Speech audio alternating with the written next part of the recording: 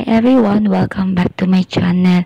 At ngayon itong si Jake ay naguguluhan nga talaga at laging nagkukulong dito sa kanyang kwarto. Kung kaya naman ang ginawa nitong si Marisa ay pinuntahan niya ito sa kwarto ni Jake and dala-dala yung photo album.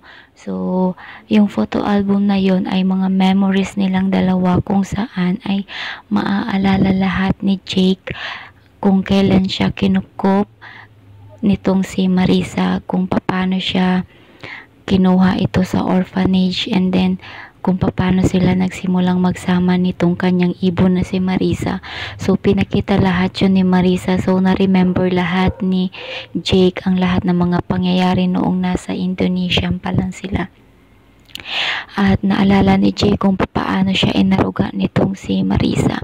At ngayon ay nalungkot ang dalawa dahil nga ngayon ay nagbabago na ang lahat dahil sa isang babae na gusto ni Jake, walang iba kundi itong si Hope.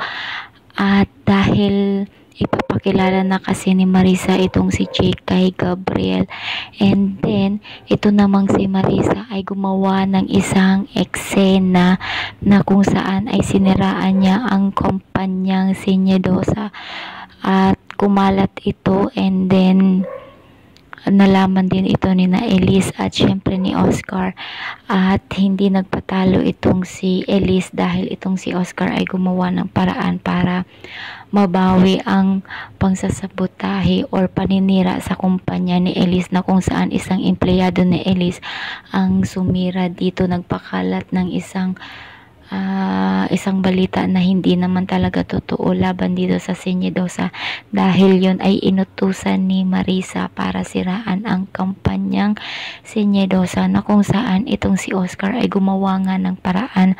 So gumawa ng paraan itong si Oscar na kung saan yung empleyado na yun na sumira ay pinagsalita o nagpost ito ng nautusan lamang ito, and then binawi ang lahat ng mga sinabi nitong lalaki na to, kung kaya naman ay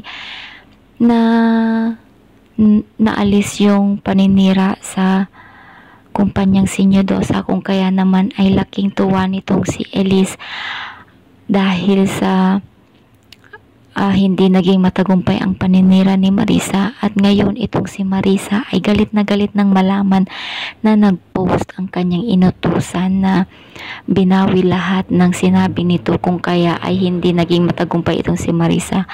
At si Marisa ay galit na galit, kung kaya ay tinawagan niya itong si Oscar, na kung saan ay tinakot niya pa itong si Oscar dahil alam niyang si Oscar ang may kagagawan kung bakit nasabotahe ang paninira nitong si Marisa.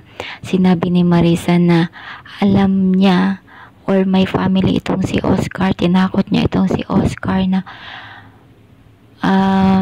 hindi ito tumupad sa kanilang usapan, kung kaya naman ay may mangyayari sa kanyang pamilya. At hindi natakot itong si Oscar dahil ang sabi ni Oscar dito kay Marisa, kung mahanap mo ang aking pamilya. At doon ay walang nagawa si Marisa, kung kaya itong si Oscar naman ay binaliktad itong si Marisa dahil sinabi ni Oscar, paano naman ang anak mo, Marisa? So tinakot din ni Oscar itong si Marisa, kung kaya ay walang nagawa si Marisa dahil natalo pa din siya ni Oscar dahil siya ay may anak, walang iba kundi si Jake, na hindi alam ng lahat, ito ay ampon niya lamang. At doon ay naging masaya na nga itong si Elise dahil wala na ang paninira sa kanya kumpanyang Senyedosa.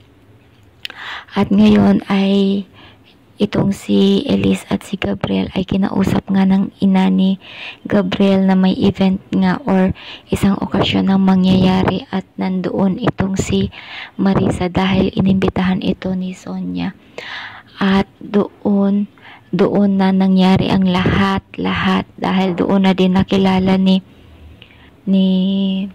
Gabriel at ng lahat ng pamilya ni Gabriel kasama sina Elise at si Hope. Nakilala nila itong si Jake bilang anak ni Marisa, bilang si Jacob. So yun, lahat ay nalaman nila, and then sasampalin na sana ni Elise itong si Marisa, subalit pinigilan siya nitong si Gabriel.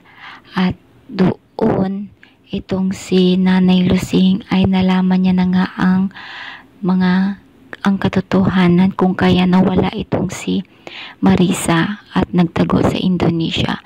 At ngayon ay nag-iba na ang pagtingin niya dito kay Elise dahil nga ito ay sinabihan ni Marisa.